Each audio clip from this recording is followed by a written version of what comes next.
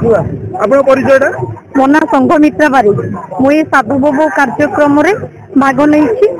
आम देशर सभ्यता संस्कृति परंपरा ऐतिह्यर मुकसाक्षी इतिहासर पृष्ठमंडन करे कलिंगर वीरत्व साहस एवं पूर्वपुरुषों गौरवमय गाथा आम देशर आमदानी द्रव्य अन्य देश नहीं रप्तानी करा जाउथि फल देशर साम्राज्य विस्तार करा जाउथला नौवाणिज्य एवं कैवल्य परिवार को सम्मान देखा दिया जाउथला जहा फल कि आम देशर अर्थनैतिक सामाजिक एवं भाईचारा प्रतिष्ठित होउथला वर्तमान पीढ़ी टू भविष्य पीढ़ी पर्यंत यह लिपिबद्ध इतिहासर पृष्ठा मंडन न करी आगामी पीढ़ी पर्यंत केमती एक चिरदीप्तिमंत करी रखिबो सेति लागि नियारा ढंगरे छोट प्रयासटी जारी रखिछु। केते वर्ष होला पालित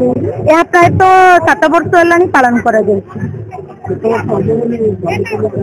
यह आगामी पीढ़ी आमर इच्छा जे आगामी पीढ़ी पर्यंत यह मन रखू कहीं एटा गोटे गर्व और गौरव विश्व दरबार ये आम ओडिशा एक स्वतंत्र स्थान अधिकार करिछि